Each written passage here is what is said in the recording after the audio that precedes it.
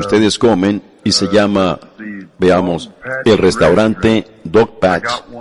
Yo obtuve uno hoy. Cuando alguien come ahí, entonces ellos, del dinero que ustedes le dan, le envían a la iglesia el diezmo. Es un lugar en el 319 al oeste de la calle Jefferson.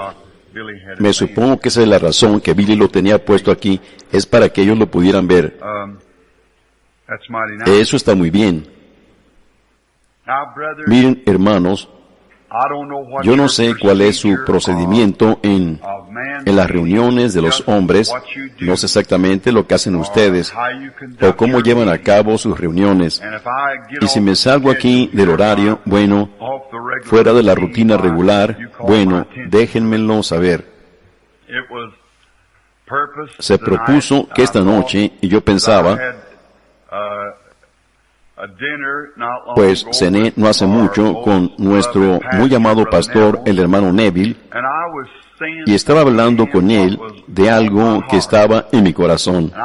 Y pensaba que si reuniéramos a un grupo de hombres y a los ministros, los que son aquí nuestros colegas del Evangelio y los hombres, podríamos hablarnos unos con otros en una manera que no hablaríamos ante el público porque somos todos y somos hombres que entendemos como hombres cristianos. Y de esa manera, generalmente, en una congregación, en un grupo, uno dice algo y uno lo inclinará un poco de esta manera y otro lo inclinará de esa manera. Y entonces se sale completamente del contexto. Pero hemos venido esta noche para tratar de decirles lo que tengo en mi corazón concerniente a la iglesia y su lugar y su posición. Y luego, si terminamos a tiempo, les quisiera hablar solo un poquito sobre la palabra, si está bien eso, solo como para establecer eso. Así que primero traeremos la parte de nuestro negocio o la parte que me gustaría expresarles. Y me supongo que quizás ustedes se despiden a la hora normal, como a las 9:30 o algo así, como cada noche. Bueno, trataré de no retenerlos mucho tiempo. Mañana es sábado y es un gran día comercial, pero ahora tenemos que conseguir nuestros comestibles y lo demás. Le quiero decir al hermano Neville públicamente, miren, le quiero decir a cada uno de ustedes como si le estuviera hablando en particular a cada uno, porque ustedes son un grupo que es realmente pienso que, y creo y enseño que los hombres, Dios ha colocado a los hombres en la jefatura de su iglesia, de su pueblo. ¿Ven? Y es como yo estaba predicando allá, en donde el hermano Juni Jackson anoche, acerca de que Dios fortificó a su pueblo con su palabra. Y fue una mujer que rompió esa línea y dio lugar al razonamiento, y cuando lo hizo, Dios para siempre lo ha puesto para que los hombres mantengan a su iglesia fortificada por la palabra. Miren, quiero animar al hermano Neville, solo hablándole un poco en particular. Yo me fijé anoche cuando el discernimiento me tocó 2 o 3 veces mientras estaba en el púlpito, y yo me volteé porque estoy tratando de mantenerme tan alejado de eso como pueda, hasta que me dé cuenta lo que el sueño significa para mí. El de aquí no hace mucho, hace algunas semanas. Eso permaneció conmigo por mucho tiempo, lo conté aquí en la iglesia, algo acerca del mensaje y el discernimiento y lo demás. Eso algo no estaba saliendo bien. En mi opinión, ese tiempo ya pasó, y miren, pueda que esté equivocado en eso, pero me fijé que el hermano Neville estaba algo agobiado y perturbado. Y yo solo quería que usted supiera, hermano Neville, que usted solamente está anticipando este compañerismo en eso. ¿Se han fijado ustedes lo que Satanás ha tratado de hacer en estos últimos días a los ministros que están asociados en este compañerismo? Solo deténganse por unos pocos minutos y piensen, aquí está sentado el hermano Grace esta noche. Casi se mataba allá en la carretera, ¿ven? Y yo casi me volaba la cabeza con una escopeta, o mejor dicho, con un rifle, ¿ven? Satanás tratando de matarnos. Y ahí usted chocó y se pudo haber matado usted mismo y también a alguna mujer, ¿ven? Solo son los ministros. Fíjense que es solo el grupo de los ministros. ¿Ven? Es Satanás. Y él está tratando de deshacerse de nosotros. Miren, comprendemos que no estamos reunidos aquí para hablar de alguna clase de negocio. Estamos reunidos aquí para hablar de Cristo y de qué agarrarnos, para aferrarnos y qué hacer para este tiempo presente. Y yo lo quiero animar a usted, hermano Neville, sea valiente. No importa lo que surja, lo que pase, lo que suceda, no deje que nada lo acose. Solo párese firme allí como la roca de la eternidad y Dios hará que todo salga bien. Él le ha probado eso a usted. Por supuesto, eso le podría haber perturbado a usted, eso podría haber matado a aquella mujer y eso hubiera estado en su mente el resto de sus días y hubiera causado un montón de cosas. Pero Dios todavía está en el trono. Él permite que esas cosas obren para bien. Él también nos podría haber matado a nosotros. Y así es que Satanás está combatiendo a la iglesia. Miren, cuando puse esa piedra del ángulo ahí, aquella mañana, yo nunca pensé que sería un pastor. Eso no estaba en mi llamamiento en el principio. Y mi primer llamamiento fue para estar en el campo del evangelismo. Eso hace muchos años. Y empecé aquí, en una carpa, ahí mismo al otro lado de la calle. Y yo recuerdo al hermano Roy Davis, allá cuando su iglesia se quemó, ese grupo de gente estaba esparcido como ovejas que no tienen pastor, no tenían un lugar a donde ir.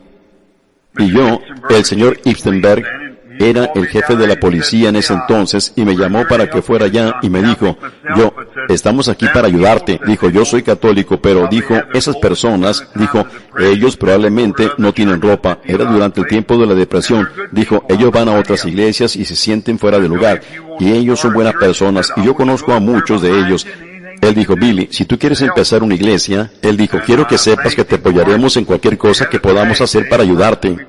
Y yo le agradecí por eso. Tuvimos un día de colecta, primero oramos y le pedimos al Señor, y las personas venían a mí y querían construir una iglesia para así tener un lugar a donde ir. Y decidimos este lugar, y una noche como en esta época, o un poquito después, en un pequeño montón de hierbas por aquí mismo, y con agua en esa charca, y esto había sido como un basurero. Bueno, el Señor me habló definitivamente y dijo, construyelo aquí mismo, sin un centavo de dinero.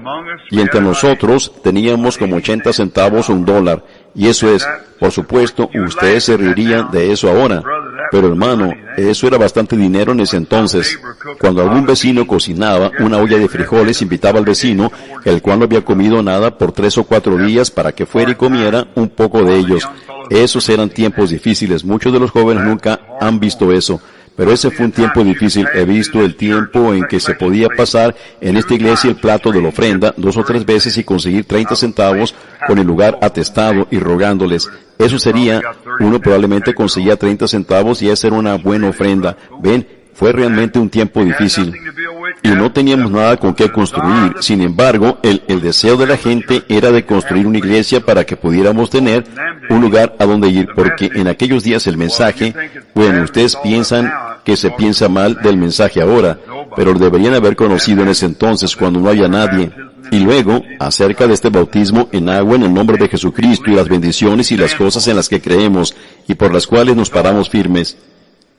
Así que en mi corazón, yo hice una promesa a Dios que permaneceríamos aquí y construiríamos el tabernáculo. La mañana en la que pusimos la piedra del ángulo, Él me encontró allí en una visión como a las 8 de esa mañana, cuando yo estaba sentado ahí observando la salida del sol, justamente como en esta época del año. Y Él me había dicho, después de que Él me había encontrado ahí en el río, cuando el ángel del Señor apareció, en esa luz, y yo lo vi de lejos, parecía como una estrella, y llegó exactamente donde yo estaba, y aquellas notables palabras fueron habladas. Y así que entonces, me propuse entonces conseguir un lugar en donde la gente pudiera adorar. Miren, yo mismo pensé, no es para mí. no significa nada para mí. Sin embargo, cualquier cosa relacionada con Dios es parte de mí. No importa si es cualquier cosa que es para los hijos de Dios, es para mí. Aunque sea mi deber hacer esto o hacer eso, es mi deber el tener cuidado de la heredad de Dios sin importar dónde ella esté. ¿Ven?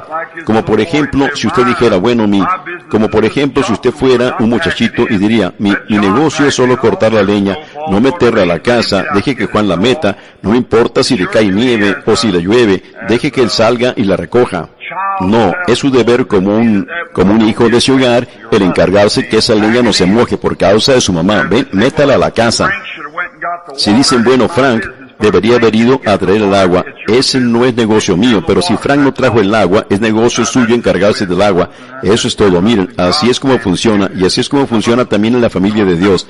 Si algunos de ellos dijeron no hace mucho, dijeron, deje de predicar de la manera que usted está predicando, Dios mío, usted va a arruinar a todo amigo que tiene y todo lo demás. Dijeron, deje eso en paz, yo sé que eso está incorrecto, pero qué cosa, eso no es negocio nuestro. Bueno, entonces, ¿de quién es negocio? Si eso está incorrecto, alguien lo tiene que hacer, así que hagámoslo. Y de esa manera yo me siento respecto a la iglesia. Los programas de construcción y lo demás han subido y bajado, y ha habido pros y contras en cuanto a la construcción y lo demás. Uno la quería y el otro no la quería, y uno encuentra que es así. Uno encuentra eso mientras lidia entre ministros, entre hombres de negocio, entre logias, a donde quiera que uno vaya. Donde haya un grupo de hombres, uno encuentra diferentes ideas, y así que, por lo tanto, tienen que tener una persona en la cual poner confianza y elegir esa persona y todos trabajar con eso. Así como en el ejército, ustedes tienen que tener, uno es el general, esa es la jefatura, el capitán dice esto, él es el capitán de aquel grupo, pero entonces el general puede cambiar las órdenes de él, y el comandante general en jefe, por supuesto, es Jesucristo en la iglesia, y sus ministros son sus capitanes de las compañías que lo están representando a él aquí en la tierra. Y ellos han tratado muchas cosas en el pequeño tabernáculo aquí. Y finalmente me mantuve callado en eso, solo para ver, después de haberlo construido, y entonces el Señor me llamó al campo hace como 15 o 16 años y dejé la iglesia. Pero todavía no me puedo deshacer de ella. Siempre he mantenido mi nombre ligado a ella, para que yo pudiera tener voto. En alguna ocasión, si algo errado empezara aquí, yo tendría el derecho de venir y poner el alto, porque yo me he esforzado por muchos años detrás de este púlpito, 17 años aquí, para mantener la cosa recta, cuando toda clase de ismos y entradas y salidas, y toda clase de cultos, y al ser interdenominacional, todo lo que ha vino en esta dirección, y por la ayuda de Dios nos paramos firmes aquí con el Evangelio sin adulteración. Ella todavía permanece igual esta noche, y así que nosotros, pero ha habido ocasiones cuando han tratado de vender esta iglesia sin que lo supiera, y todo lo demás como eso. Si mi nombre no estuviera allá, ligado a ella, bueno, de seguro estaría en una horrible situación esta noche. No.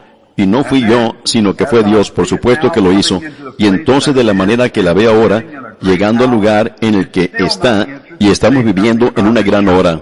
Todavía me interesa decir algo acerca de esta iglesia, ven, porque es una parte de mí. No importa si yo estoy aquí o no, todavía es una parte de mí.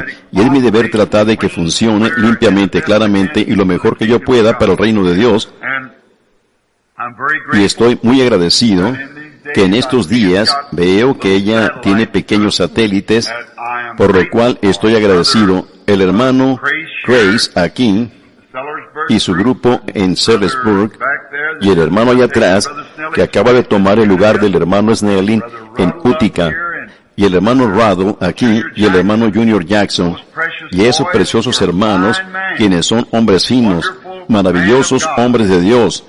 Ellos predican este mensaje. Miren, ellos quizás uno podría no estar de acuerdo un poquito sobre alguna cosa u otra, Eso solo es ser humano aún entre el grupo de los ministros.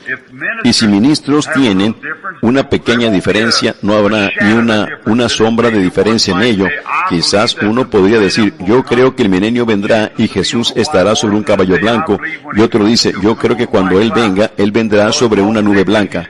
Bueno, mientras ellos crean que Él viene, esa es la cosa principal. ¿Ven? No importa cómo Él venga, solo ellos creen que Él viene y se están preparando para eso. Y de esa manera, miren, he tratado de encontrar y he estado estudiando, miren, lo he dicho ante la congregación. He estado estudiando la iglesia primitiva y he observado la manera en la que esos hombres ungidos prepararon la casa del Señor y el orden de la adoración del Señor en la casa, y eso me impresionó mucho en gran manera.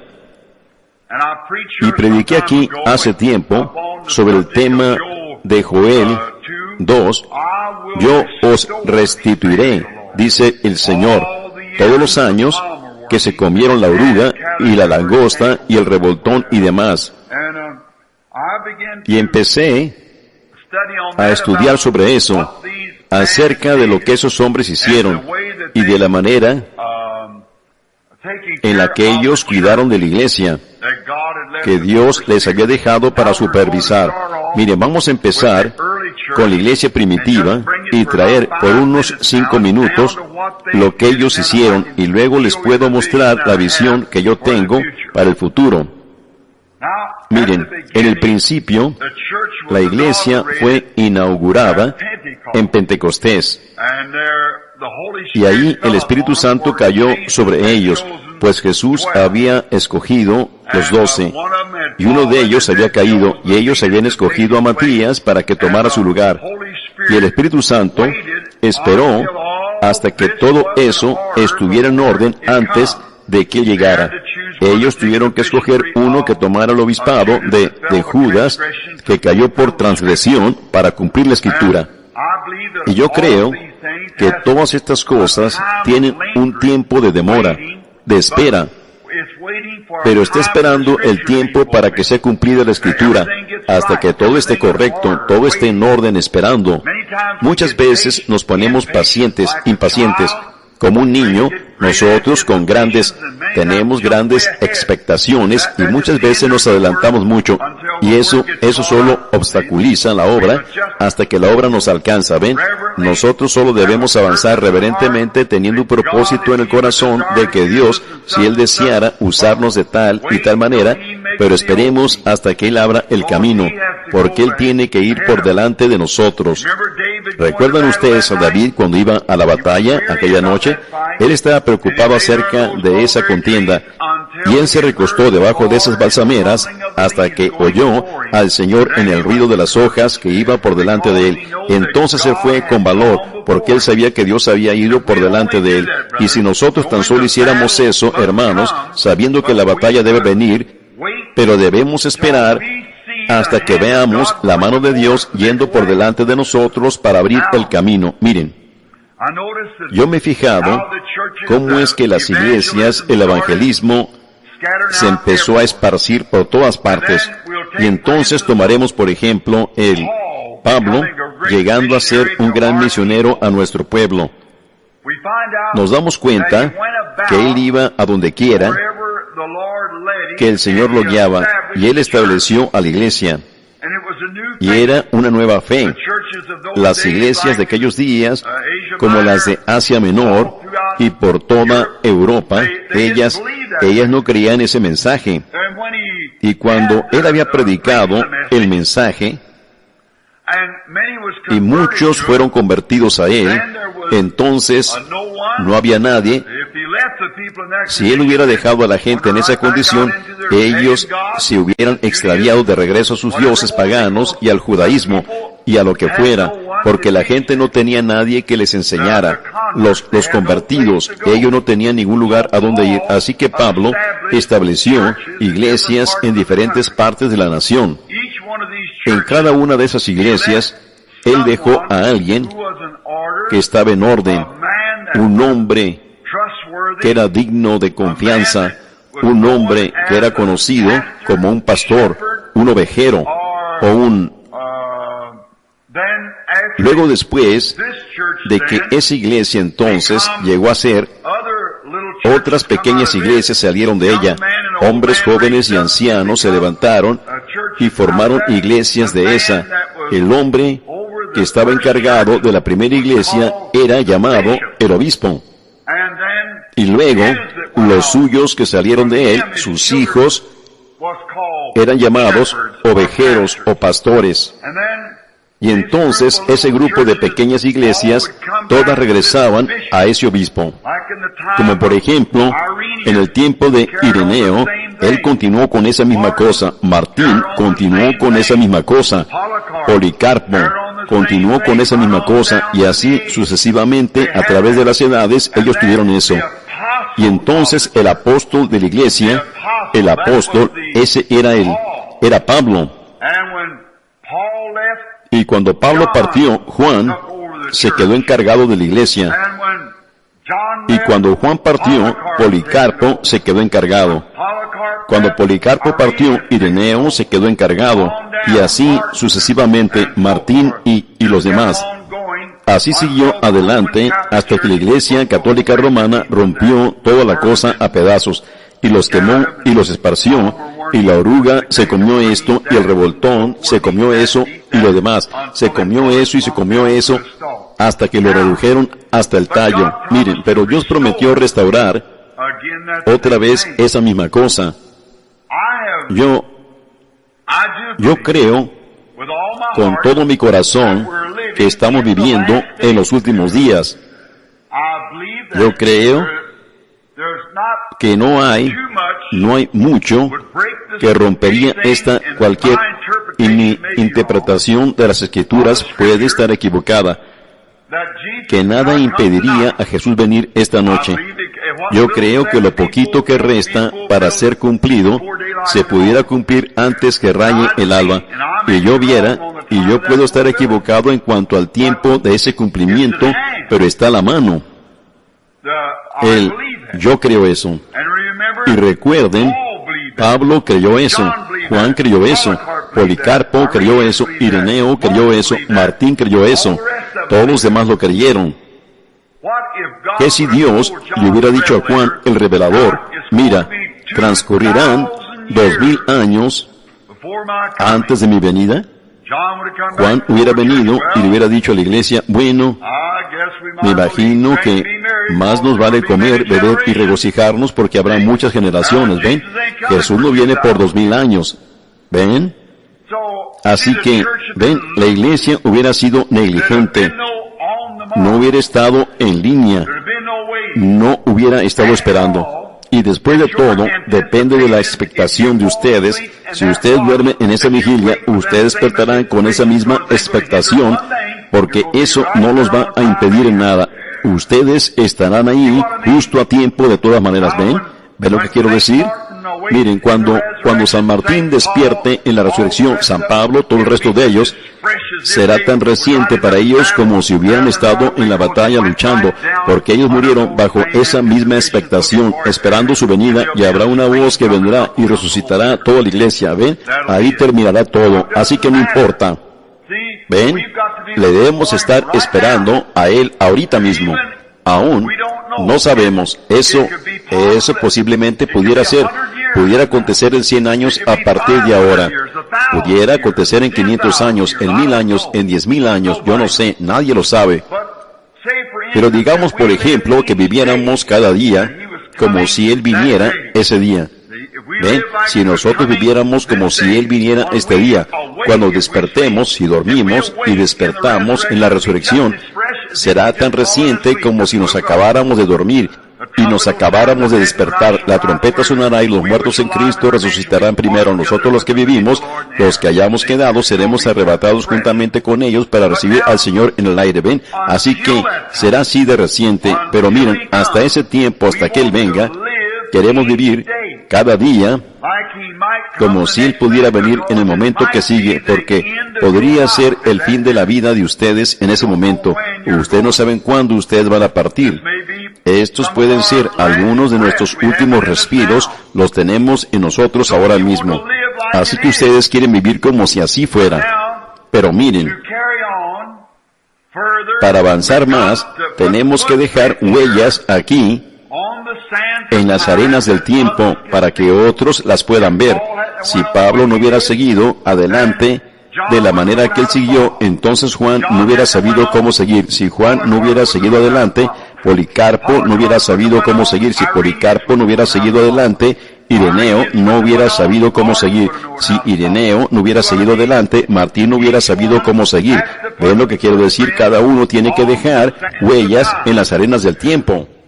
Bueno, si yo pensara que hubiera una denominación o algún otro grupo de creyentes que tuviera algo mejor de lo que nosotros tenemos aquí, hermanos, yo hubiera querido unir este pequeño cuerpo con eso rápidamente. Yo he esperado, he anhelado, he estado bajo expectativa y he creído que uno grande iba a venir algún día, o quizás vendrá el gran profeta que he mencionado, Elías. Yo siempre he creído y pensado que quizás yo viviera para ver el día en el que yo pudiera ver el cambio. Cuando yo viera a esa persona levantarse en escena, entonces yo podría llevar a mi pequeña iglesia y decir, hermanos, ese es el hombre que hemos esperado, este hombre, él es aquel. Yo he esperado eso. Y si en realidad eso ha pasado, entonces estoy esperando para decir desde aquí arriba, hermanos, este es ese, viniendo de aquí, ¿ven? Y yo quiero tener cuidado de que la iglesia permanezca así. Debo haber pisado algo o hecho algo y le dio mucho más vida a esa cosa. Así que, miren, me gustaría decir esto, que ahora que esta es una iglesia establecida, déjenme detenerme otra vez solo un momento. Cuando yo fui a Bombay, yo considero esa como mi reunión más grandiosa, debido a los efectos que tuvo en la gente. Y yo, si en África ellos dicen que 30,000 vinieron a Cristo en una sola vez, entonces hubo 150 o 200,000 que vinieron a Cristo en una sola vez de ese 500,000 que estuvo ahí. ¿Qué podía yo hacer? No había nada que pudiera hacer. Tal vez digamos que solamente hubo 100,000 de ellos. No había iglesia, nada que yo pudiera hacer. No había nadie a quien entregarlos. El mensaje que yo creo no había ni una sola denominación pentecostal que cooperara conmigo. Y todas esas almas probablemente se regresaron a los chiitas, a los jainos, al budismo y todo lo demás de donde salieron. No había lugar en donde ponerlos. Miren, esa es una vergüenza, esa es una desgracia. ¿Ven? Porque yo no tuve cooperación debido a la posición que yo tomo. ¿Ven? Bueno, en África, yo fui ahí bajo los auspicios de la MADF, Misiones Africanas de Fe. Y cuando fui, por supuesto, no puedo estar de acuerdo con ellos. Ellos bautizan a la gente en un bautismo trino 3 veces hacia adelante y otro bautiza 3 veces hacia atrás. Una por un Dios, el Padre, la otra por otro Dios, el Hijo, la otra por otro Dios, el Espíritu Santo, y bautizando 3 veces diferentes por 3 dioses diferentes y tales cosas como esas. Y quizás la reunión en Durban, por no llevarla a cabo correctamente y la gente viendo tales diferencias entre la fe pentecostal y lo demás, la gente no sabía qué hacer. Ellos no tenían lugar a dónde ir. Quizás que si nosotros acabáramos de haber tenido un avivamiento aquí, hermanos, permítanme ponerlo de esta manera, que si apenas hubiéramos terminado con un gran avivamiento y ustedes, hermanos, se acabaran de convertir y no hubiera una iglesia de esta clase en ninguna parte del país, y yo hubiera sido el evangelista y ahora yo estoy partiendo y pueda que ustedes nunca me vean otra vez, ¿qué harían ustedes? Ustedes se sentirían como, ustedes no sabrían qué hacer, ustedes no pueden regresar a ese fango otra vez, ustedes no pueden regresar ahí con sus esposas usando pantaloncitos cortos y a sus juegos de baraja y bailes y cosas como esas, y jamás estar satisfechos ahí otra vez. Ustedes han venido a vida. Ustedes se han elevado por encima de esa cosa. Ustedes han venido a un lugar que en vez de decir, este es nuestro credo, dicen, esta es la palabra de Dios. Y ustedes ahora viven por medio de esto, lo que esto dice, y no lo que... Y ustedes van allá, y los escuchan, y los oyen ir allá, y jugar bunco, y que tienen un baile, y esto, eso, y lo otro, y un poco de mensaje que no tenía nada en él, acerca de algún alcalde o algo así, que iba a ser reelegido, o alguna clase de asunto político, y lo cortan en 10 o 15 minutos después que ustedes han estado sentados aquí día tras día disfrutando grandes jubileos gastronómicos de la palabra y cosas así. Ustedes no sabrían qué hacer. Ustedes estarían tan agobiados con eso a tal grado que algunos de ustedes miembros laicos se sentirían con deseo de empezar una iglesia y empezar a predicarlo ustedes mismos, porque su corazón ardería por la palabra de Dios y ustedes se compadecerían por la gente que se sentía igual que ustedes. Miren, ¿no es eso correcto? Aunque ustedes supieran que Jesús viene, pensaran que viene mañana, sin embargo ustedes querrían hacer algo hoy. Por esas personas que son conciudadanos del reino de Dios, para que se reunieran, ustedes querrían tener compañerismo con ellos. Eso es correcto. Así que, si es de esta manera, miren, yo creo con todo mi corazón que el Señor me ha ayudado y me ha usado para encabezar un gran avivamiento, uno de los más grandes que alguna vez haya conmovido al mundo desde los días primitivos por todo el mundo. Nosotros sabemos eso es correcto. No había nada en aquel tiempo y Él me encontró ahí en el río y me dijo que el mensaje que yo tenía anunciaría la segunda venida de Cristo. Y me supongo que no hay nadie aquí esta noche que estuvo ahí aquel día. Eso hace como 32 años. Cuando esa luz apareció y estaba parado ahí mirándola yo directamente y cientos de personas estaban paradas ahí mirándola, descendió y esa voz habló.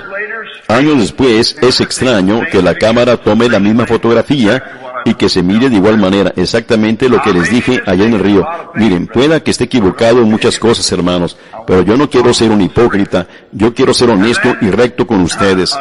Y entonces otra cosa, si me hubiera ido, que nosotros nunca hubiéramos construido una iglesia aquí como esta. Es difícil saber que tuviéramos. Ven, si yo me hubiera ido. Pero el Dios del cielo lo puso en mi corazón el construir esta iglesia aquí. Y entonces cuando Él me llamó al evangelismo, hemos tenido pastor tras pastor y lo demás, pero ahora nosotros tenemos un precioso hermano aquí, quien es de la fe y cree el mensaje.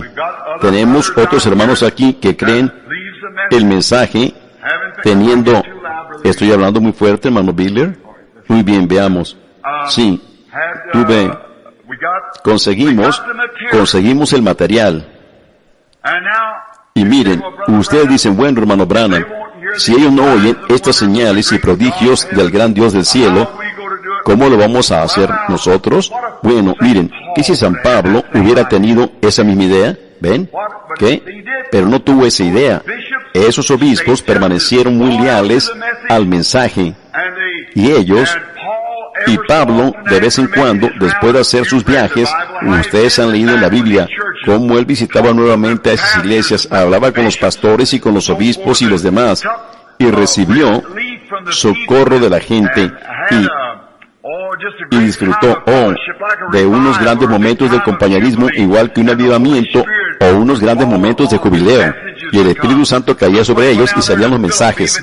Miren, cuando él fue allá a donde Felipe, aún las hijas de él profetizaron y dijeron, hay cadenas y prisión esperando a nuestro hermano cuando él llega allá. Él apenas había salido al patio y allí venía Agabo, un profeta caminando, miró al otro lado de la calle y nunca había visto a Pablo antes, el superintendente general de todo ese grupo de iglesias por toda Asia. Y él se encaminó hacia allá y le quitó el cordón de su lado con el que tenía amarrada su vestidura a todas sus manos y dijo, así dice el Señor, cadenas y prisión le esperan allá a aquel que usó esto. ¿Ven? Profetizando. Pablo dijo, lo sé, pero no quebrante mi corazón ahora, déjeme terminar mi carrera. Él estaba cansado, él estaba acabado, y él estaba partiendo y dejando su obispado a Timoteo. Miren, tenemos que pensar en la gente joven. Nosotros tenemos niños. La mayoría de nosotros que estamos aquí somos hombres casados que tenemos hijos. Bueno, ¿qué de aquellos que están creciendo? ¿Ven? Como yo solía protestar allá acerca de los que echaban esas redes al río y sacaban esas percas y las bebidas, los borrachos y los demás, yo los he visto apilados tan alto como este techo aquí, percas grandes y buenas tiradas allí. La peste se esparcía por todo el río. Yo fui allá como un guardabosques para hacerlos que pararan de hacer eso. Recibí una carta, déjenlos en paz. ¿Qué puede hacer usted? Eso pertenece a Kentucky. Miren, el guardián de Kentucky no puede venir hasta aquí, porque está fuera de su territorio. El guardián de Indiana no puede decir nada, porque las aguas pertenecen a Kentucky. Ahí lo tienen ustedes, no se puede hacer nada. Yo dije, yo tengo un niño que está creciendo al que le gustaría pescar. Bueno, pondrían su fotografía en el periódico si él pescara cualquier pescadito en 20 años a partir de hoy. Si dejan que eso continúe así, esas redes trampas y todo lo demás, y prácticamente ha llegado a eso ahora. ¿Ven? ¿Qué es lo que pasa? Ustedes tienen que pensar en estos que están creciendo. Así es que tenemos que pensar en los otros que están creciendo detrás de nosotros, estos jóvenes y demás, y en un lugar para nuestros hijos, nuestras hijas. Nosotros no queremos que estén allá en el mundo en esas cosas como esas. Queremos que esas niñas se críen como sus madres, y tenemos que hacer los arreglos para eso. Y si no hay un mañana, no sabemos eso. Si no hay un mañana, no hemos hecho nada más que estar en los negocios del Maestro y ser encontrados en nuestro puesto del deber cuando Él venga. ¿Ven? Así que yo sugeriría esto, se lo sugerí al hermano Neville. Sigamos adelante con esto como lo hemos estado haciendo. Dejémoslo de la manera que está. Estoy agradecido por estos ministros jóvenes. ¿Ven? En realidad, en el día del juicio, por todo este valle de por aquí, no habrá ninguna excusa, porque tenemos iglesias pequeñas establecidas en todas partes. Puestos de avanzada, puestos donde escuchan, esperando. Anoche yo estaba en la iglesia de un hermano y pregunté si todos ahí estaban fortificados detrás de la palabra, y toda mano fue levantada. Miren, eso me hizo sentir bien. ¿Ven? Miren, lo que yo pensaría sería esto, hermanos, que por ejemplo en la iglesia aquí, miren, mi ministerio tiene, según lo mejor de mi entendimiento, 4 cosas que se pueden hacer, y pueda que no sea ninguna de las 4, pero es el único punto de vista del que puedo pensar. Si ese que me habló allá en el río, si esto es todo lo que quedó para la iglesia gentil, lo cual comprendemos que en Apocalipsis dice 1, 2, 3 capítulos a la iglesia. La iglesia sube en el capítulo 4, ya no regresa más hasta el capítulo 19. Eso es después del período de la tribulación, cuando Dios llama a salir fuera a los judíos. Eso es correcto. Y como Enoc, él ascendió antes de que una sola gota de lluvia cayera a la tierra. Él se había ido, entonces estableció la tribulación. ¿Ven? Noé estaba en el arca antes de que cualquier tribulación se estableciera. Lot estaba fuera de Sodoma antes que cualquier tribulación se estableciera. ¿Ven? Y la iglesia se habrá ido antes de que se establezca cualquier periodo de tribulación. Miren, durante la tribulación que habrá, la Virgen insensata será perseguida por el dragón. Arroja agua de su boca, lo cual significa multitudes y pueblos, ejércitos, que buscarán y tomarán a esta mujer, el remanente de su simiente, y la matarán. Miren, eso será en el período de la tribulación, pero la iglesia se irá al hogar. Miren, si eso acontece, si eso aconteciera mañana, no nos impediría seguir adelante hoy. Hagamos que hoy cuente. Miren, lo que yo pienso es que eso allá, que si ese ángel que me dijo esas palabras dijo, así como Juan el Bautista fue enviado para anunciar la primera venida de Cristo, ven, tu mensaje, yo iba a llevar este mensaje, y el mensaje será el precursor de la segunda venida de Cristo. Bueno, si esto ha sido eso, entonces estamos muy, muy cerca, hermanos, porque la hora y la luz del mensaje casi se ha apagado. ¿Se fijaron ustedes cuando Pentecostés cayó y aquellos hermanos fueron llenos con el Espíritu Santo en Pentecostés? No pasó mucho tiempo hasta que el mensaje se empezó a opacar y ellos empezaron a establecer iglesias para estar encargados del fuerte para Cristo, esperando que Él viniera.